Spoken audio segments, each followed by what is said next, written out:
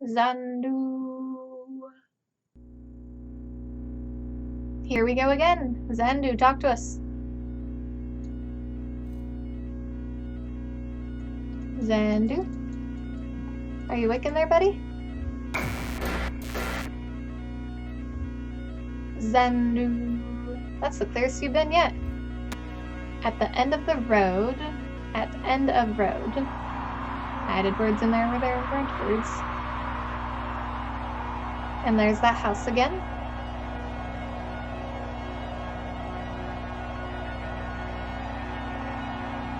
Is this where you're at, XANADU? You are standing at the end of a road before a small brick building. Around you is a forest. Check out the building, go into the forest. Oh, Ezra wants to go into the forest.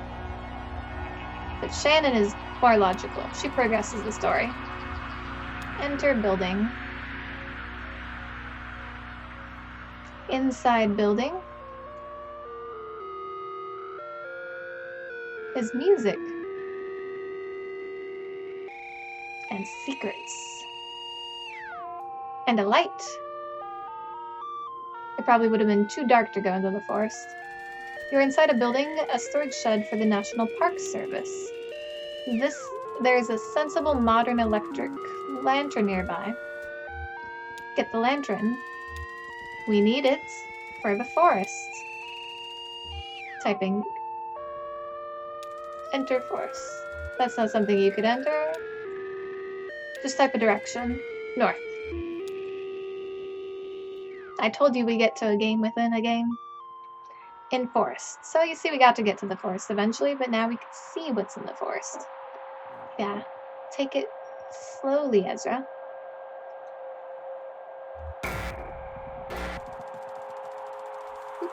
You are in open forest with a deep valley to one side. I don't know what that button is supposed to be doing.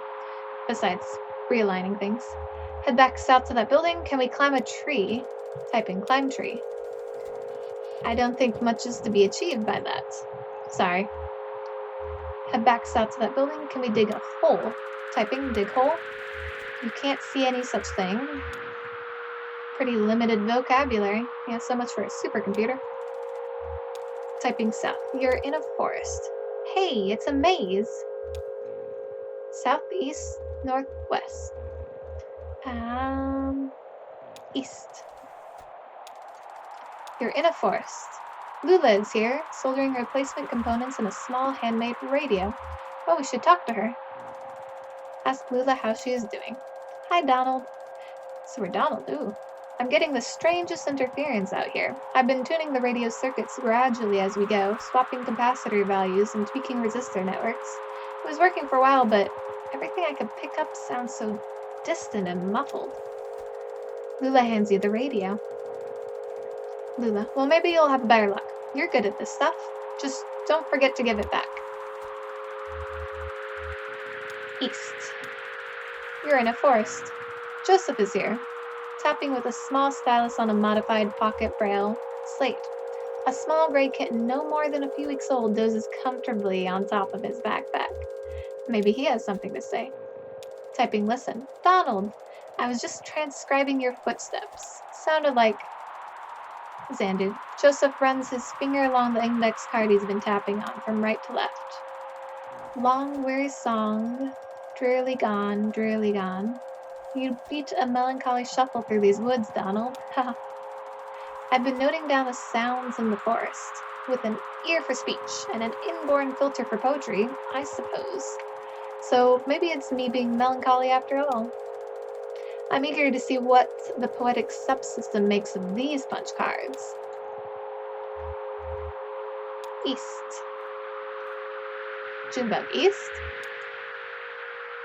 Why not east? At the edge of hole. We found that hole. That is a pretty deep hole.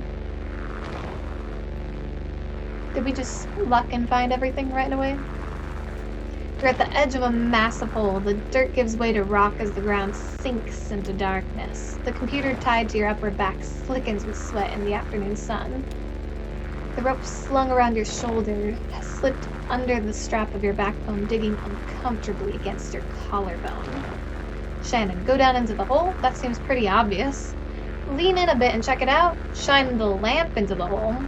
Yell into the hole first to see if there are pirates. Let's yell at it first, yeah? Yeah. Conway typing yell. XANADU, I only understood you as far as wanting to yell. Typing yell. Any pirates down there? XANADU, no response. Sorry, kid. You're batting 0 today. At least we know there's no pirates. That is true. That is true. Shine the lamp into the hole. Typing light lamp. Your lamp is now on. Typing shine lamp in hole. The lamplight only reaches a few yards down the hole, where the rock is coated with a slimy black mold. You can tell that the walls are too slick to climb safely without assistance. Go down in the hole. Lean in a bit and check it out. Typing down. The cave walls are too slick to climb safely without assistance. You lose your footing and fall to your death. I knew I should have used the rope. Why didn't we use the rope? Your score was 0 out of a possible 8,192. What? Achievement unlocked. You died. You may continue or quit.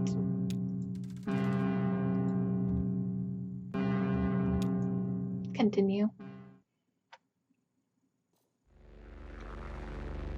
Maybe we need to climb down more carefully. Try using the rope to climb down safely. Typing tie rope to tree. Okay, that's nice that it put me right back. The rope is tied snugly to a tree trunk.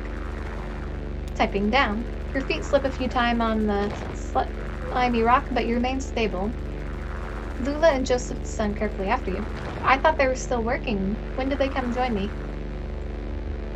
So this is describing what Lula put on her recordings, from the sounds of it. In bed quilts.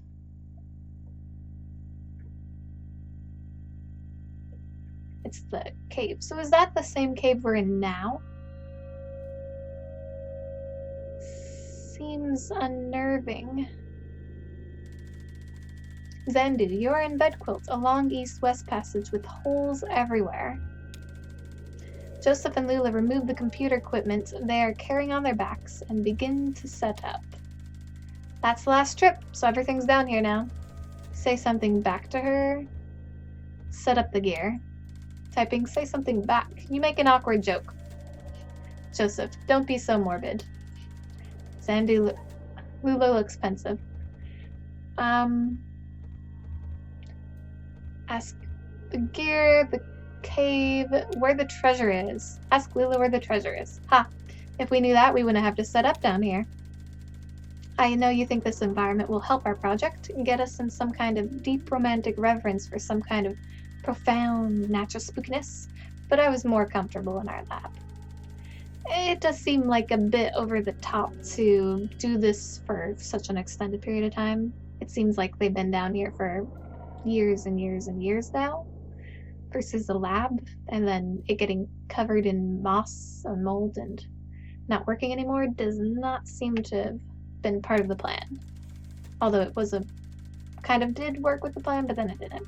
The university picked out the worst time to cut our funding. Typical institutional stinginess and academic politics. I mean, I felt like we were getting really close to something. Anyway, I don't know if it's substantial down here, to live and work here together. What's the gear they're carrying? The cave.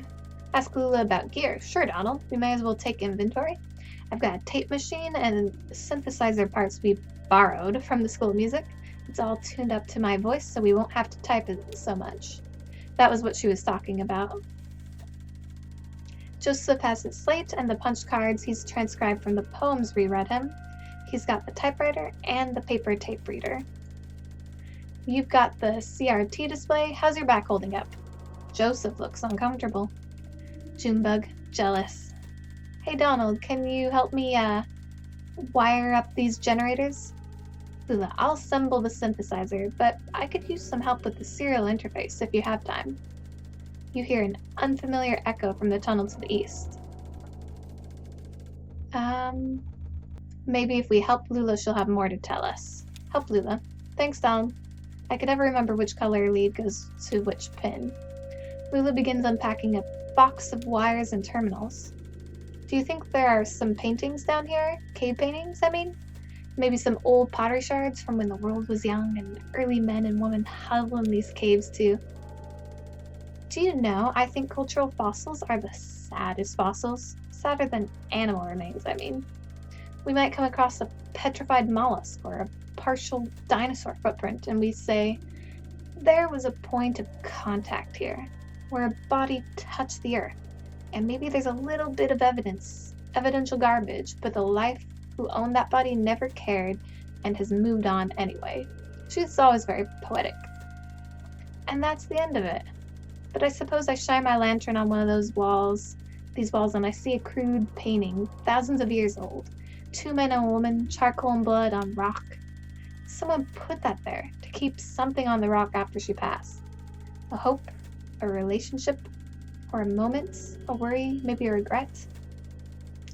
All I'm saying is if I catch you hanging onto the walls later with a blood-covered rock drawing, I'm gonna be a bit concerned. Just putting that out there now. She made a painting to keep something alive for her, but like that dead mollusk and that internet dinosaur, she had to move on. Whatever it was is gone. And now we're looking at this painting, this dangling copy with no original. I don't know if I wanted to help her now. I'm not learning good things besides that she's a bit more loose in the head than I thought. XANADU, you are interrupted by the ominous echo of a grating, scraping sound from the east, louder than before. Have we heard it before? What the hell was that? Lula, let's check it out. Hopefully get a higher score this time. In tunnels.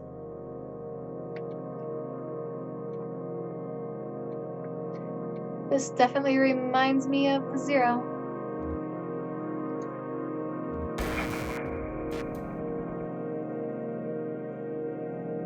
Hopefully at some point I'll figure out what that does. It just seems to interrupt the signal, which seems fine now. You rush down the tunnel with Joseph and Lula close behind. Shan, that got kind of intense back there. Junebug tells her, how do you like all this, kid? No wonder they're still thinking about it. I hope they've moved on by now. The tunnel narrows, and soon you find yourself crawling on your hands and knees. Navigating the tunnel gradually becomes more awkward as smooth rocks give way to jagged crystalline surfaces. We're getting close to something that looks really spooky. Because this is the exact thing that Donald described on how to go see those people. If we see a church soon, we'll know we're there. Scratches and taps echo from the end of the tunnel, some short and piercing, some slower and groaning as if dampened by water. The tunnel opens into a large room.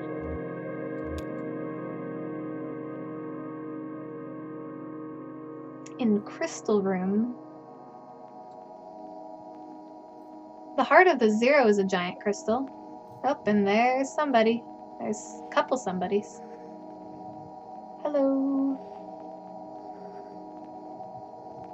You look friendly. You are in a large, irregular chamber. The walls, floor, and ceiling are covered with crystalline projections. Strangers are here, scraping black mold from the crystals. They look up when you enter. One of them seems about to speak. Oh, there's a lot of them. There's more than original. Finally, veteran, let's listen to what he says. The stranger reaches for a box he's carrying and presses a plastic button. The box whirs to life and a cackling voice blurts something unintelligible, then slows to a deep gurgle. He looks at his companions momentarily in confused disappointment. Then he returns his awful gaze to you. Joseph flees through a tunnel to the north. Lula flees through a tunnel to the northeast. Follow Joseph, follow Lula. Well,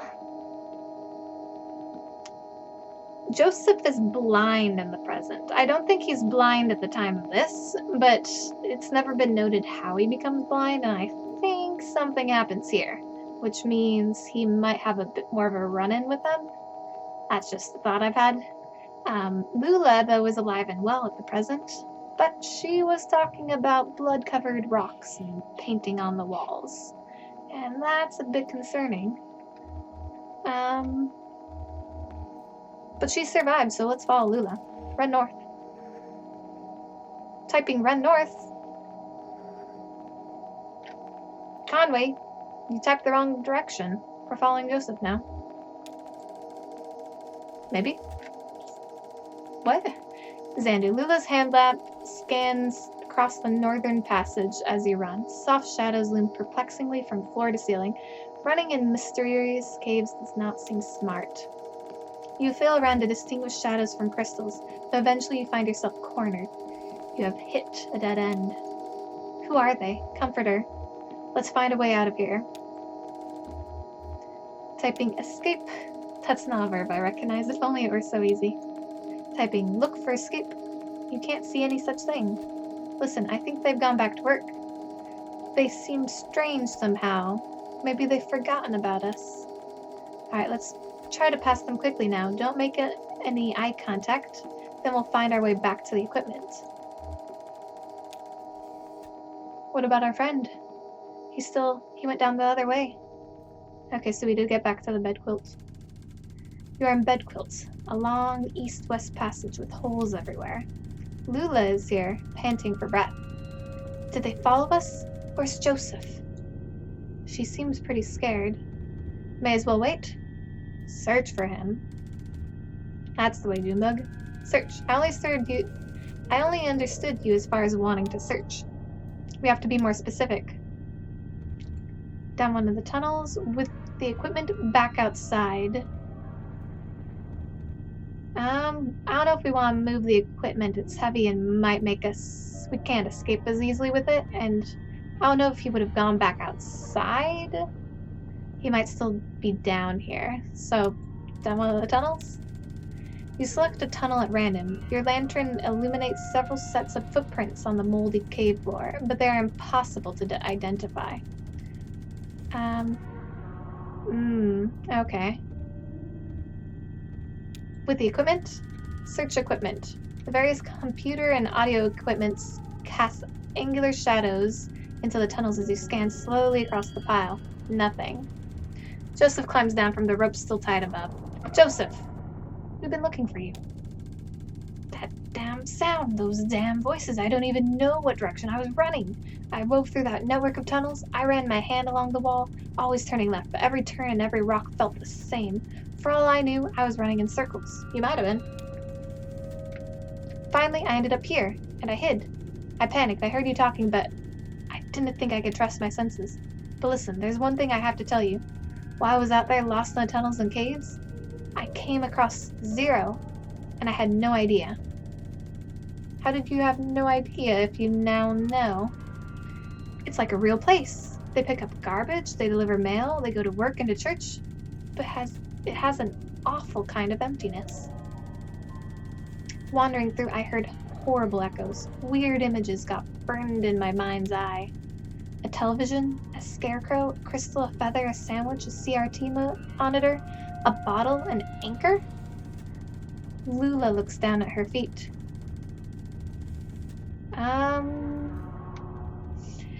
I keep on wanting to turn towards him, but Lula always does more mysterious stuff. Let's ask him more. Ask Joseph about the Zero. Donald. You've heard the same damn stories I have, but it's different. It doesn't matter now. Damn it, I'm leaving. To hell with all of it.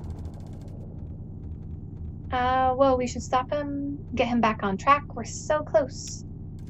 Typing, divert Joseph's attention. You shout something at Joseph about the project you are working on together. Oh, you'll die in these damn cold caves. And what about those men? You know they'll come back. This was from the recordings that that Lula had. We could hide from the strangers. Typing suggests finding a hiding place. You shot something at Joseph about going deeper into the caves. I think that's what we did last time. I don't know why we'd want to do fire. There's no real clues saying they should have any hesitancy towards fire at all. Did you hear their voices? They'll find you, but not me. I'm going back to the surface. Lula, stop! Your stupid fight is ringing through the whole cave. Joseph is right. We can't stay here. I'm leaving too. But I'm not going back to the surface. I'm taking my station wagon and I'm heading down the zero. Whoa, don't let her leave us here. I think we need her to stay. Get Lula's attention. You plead with Lula about your continued collaboration. I'll send you this tape when I'm done recording. I'll put it in the mail. And then you can see what your damn machine does with it. Lula and Joseph have left. So we just played out history. Not so much a game as history. Abandoned by your collaborators, your confidants, your companions, the only two among your colleagues with whom you've ever trusted the gift of your friendship. Pretty thick. Sounds like Beardo had his heart broken. Which, considering that sounds like Joseph and the other girl had it, the relationship is sad. You wander the tunnels alone, dragging along the components of your unrealized masterpiece, combing the underground passage for a new site in which to realize your vision. Junebug sardonic sounds like a genius. Shen, how do you mean? Wordy, vain. Vain. Vanity. Ain't it the truth? My Aunt Remedios, before she got into the whole ethnomusicography thing, she was a painter, mostly nudes in oil. She had this model, I'll never forget him. Big, classically physical guy, looked like he was about to storm Troy. He made everyone call him the Colonel. Weaver and I saw this guy naked a lot. You couldn't help it. He was always posing somewhere in the house, chasing the light from room to room while Aunt Remedios made a sketch of his portrait or worked on the right mix of pigments for his abdomen. The Colonel had this magnificent hair, long black hair that ran down just to the bottom of his shoulder blades. One evening, he was standing next to an open window in the back of the house. The sun was setting, early spring. I think it was kind of windy. And Remedios was trying to get his hair right. She kept arranging it, like half in the front, half behind, running over his shoulder and laying across his chest in this very specific way. But it itched him or something, and he'd do this weird, indignant shuffle thing, or the wind from the open window would push it around, or he'd start and turn his neck when Weaver arrived by, and everything would get tangled again. The final product was a swirl of black lines billowing around the top of his neck. Weird thing is, I don't even remember his face now, just that black swirl. Probably the best one she ever painted. So is that when he found the Hall of the Mountain King and became the King of the Mountain? After what may have been years, you stumbled out of a tunnel into a cavernous open space. Stalactites adorn the ceiling like grotesques. In the center of the room is an enormous rocky spire. This is where you will set up your equipment and establish your legacy. So if there was such a danger to them back then, Inception, then how were we safe when we went to the church? Now is the time to continue your work. Research assistance, 0. Realism index, 37%. Romance index, 2%. Mold coverage, 0. You may hire a new research assistant, assign assistance to a task, or sleep until tomorrow. Well, we don't have any, so we have to hire one. Typing hire. We're really going back through his whole history, uploading a job advertisement to university message boards. You've hired Greg, who studies architecture. Hire a new research assistant. Hire... No new applicants. Try again later. Assign assistant to a task. assign. You may assign a research assistance to debugging, transcription, or speculation. Do we have specs on that? Realism? No. Transcription? Assigning available research assistant to transcription. Hire a new research assistant. Okay, looks like we're done for the day. Sleep. Time passes. Greg summarizes the migratory patterns of bats through the tunnels. Now is the time to continue. Realism 52, Romance Index 0, Mold Coverage 11. It's probably going to go until the mold gets too high. Hire a new research assistant. Marianne, who studies fine arts. Can we hire another? Nope. Alright, let's assign them.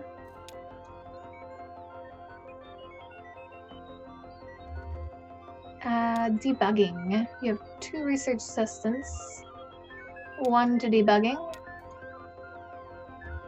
And then 1 to transcription. And now let us sleep. Now it's kind of a maze in here. I mean, it's a cool design. Time passes. Marianne fixes some weird math with some weirder math. Greg extensively notates tunnel diameter as a function of length. Greasy black mold is collecting on the computer equipment. Now is the time to continue. Why did we never get to work on cleaning off that black mold? Only 20%, could be worse. Hire a new one. Weaver. We know Weaver. Yeah. I'm just so bad with names. Weaver, Shannon's cousin from the very first one, who disappeared. So Weaver made appearance here. Interesting. Okay, let's assign everyone. Speculation. Let us sleep on that. Weaver makes adjustments to the echolocation algorithm. Bats now fly normally instead of getting hung up on each other's wings and clustering together like horrible leathery tumbleweeds. That's a vivid image. Marianne types up some lurid imagery from a dream journal. I bet that's going to raise the romance. Greg makes a convincing argument for the edibility of stone. I'd like to hear that, Greg. Intruders. The strangers are doing something to the equipment, but you can't make out what. Oh yes, I see him right there. And right there, and right there. There's a lot of them. This is spooky. You hide behind a rock until they leave. With trepidation, you emerge from your hiding place, hours later. Now is the time to continue work. Shannon, I'm not convinced this is getting us any closer to the 0. Why did you think it would? I mean, I'm going along with what you guys wanted to do, but I didn't feel like it was. Mold coverage is 0. Oh, so they took off the mold. Realism 72, Romance 30, mold coverage 0. Alright, assigned. I did 2 to debugging this time because they were saying that the bugs built up higher and higher as time went on. Marianne identifies a bug with the oxygen level simulation but is unable to fix it. Roberta widens tunnels slightly to reduce the need for extra crouch commands. Weaver carefully transcribes the sounds of dripping water and all their variations over a period of several hours. Greg discards centuries of exhaustive data on the uniformity of cause and effect.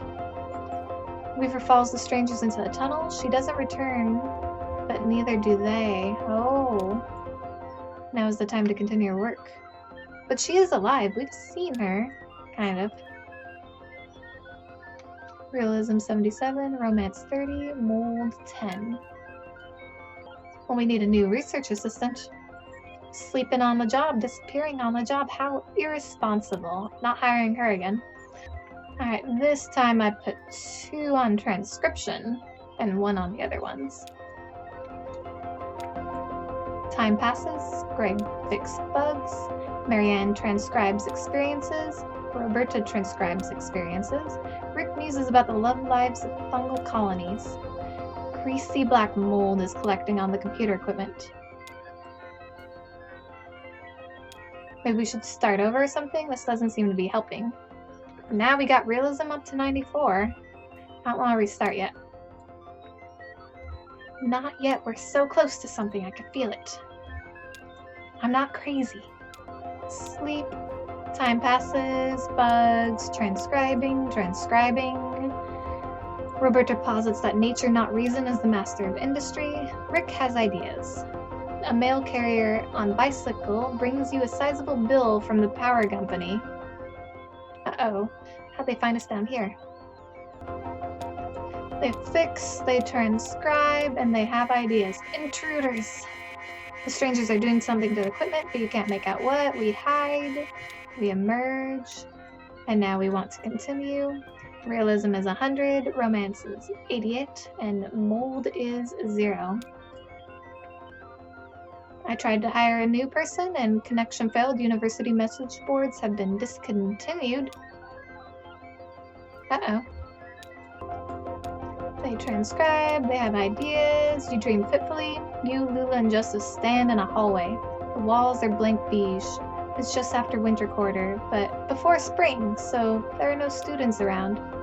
Joseph says something clever, and Lula leans on his shoulder. You wish that instead she had taken your hand, or that there were any other option. Now's the time to continue. So we got romance up to 100, and realism fell. I think we have to even it out. That's what I think has to happen. We have to hit 100 on those two. Time passes.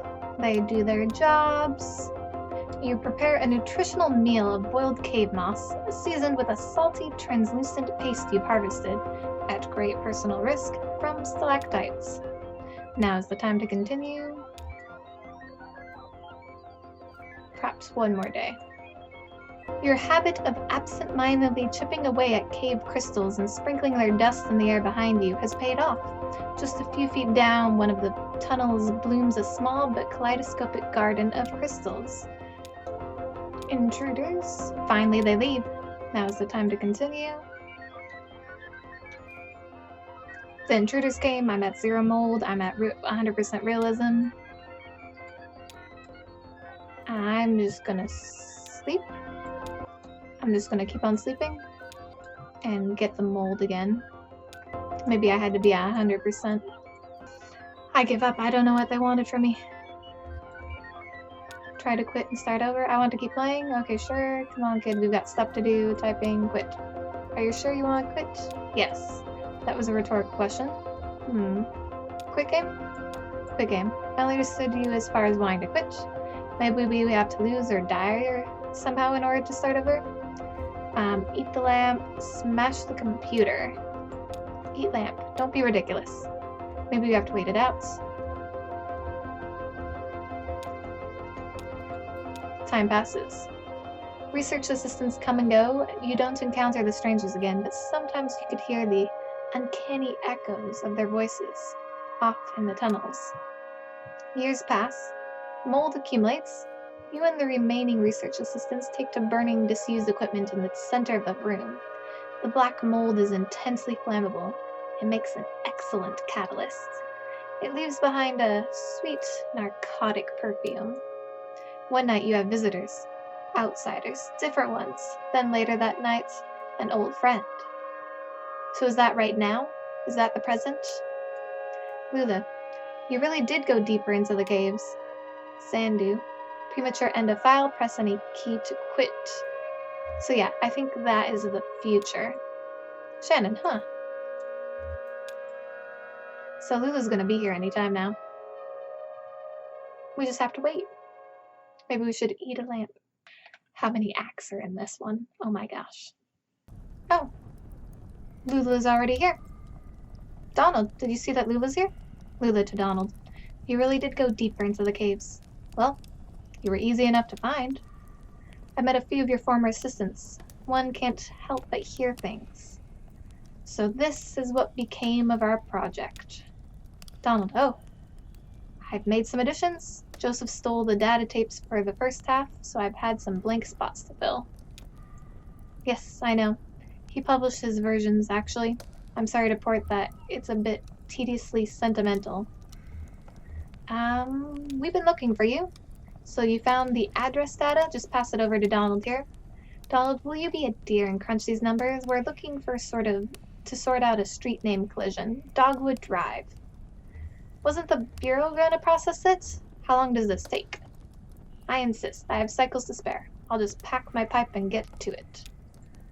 I should only be an hour or so. Andrew will carry it over to... I'll be at the Bureau for the rest of the night. Just mark it at private materials for the attention of Senior Clerk Chamberlain. How do we get to the Bureau from here? Donald, the bridge. Lula, yes, the bridge. Through the gate over there. The gate. I knew the gate. Donald, sentimental. Now we too recede into history. Good night, Donald. To Shannon. Meet me at the Bureau, and we'll get you on your way. Head counterclockwise to the cathode ray, then turn around. Then just clockwise until you find the Bureau. Quietly, between us, I think you should drive. To Shannon, quietly between us. Oh, could she see the weird leg? Or am I just in that bad of shape? I'm fine, I could drive. I just have a weird leg. No problem. Nothing at all.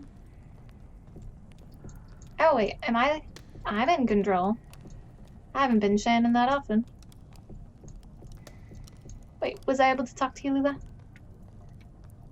Talk to me. No, Roberta. Just still noting that they're still there, lost in thoughts. To the gate! Let's get out of here. We've been in this cave for so long. Far too long. Backpack. A hiking backpack leans against a rock. It's full of empty wine bottles and library books. How poetic. Ah, more of that singing, that classic music.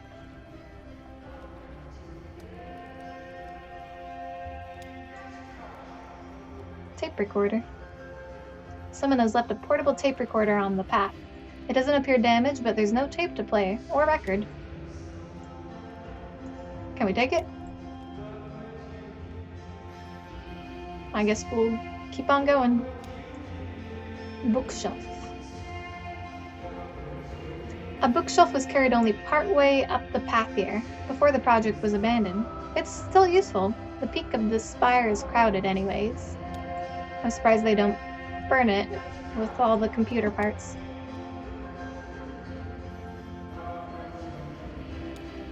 A lantern. Oh, is that lantern we found? A sensible modern electric lantern has been left here. The batteries have long since died. Too sensible for its own good.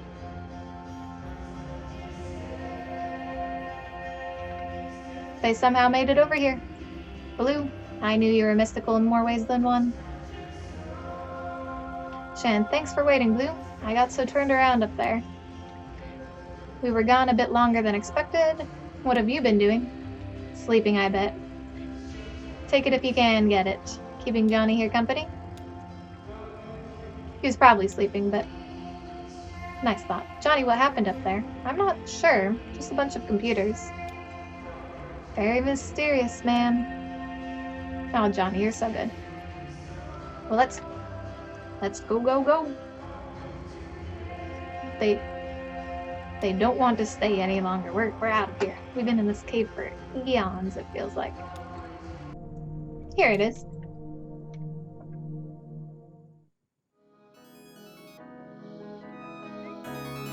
Bureau of Reclaimed Spaces. Alright, Blue, you be good.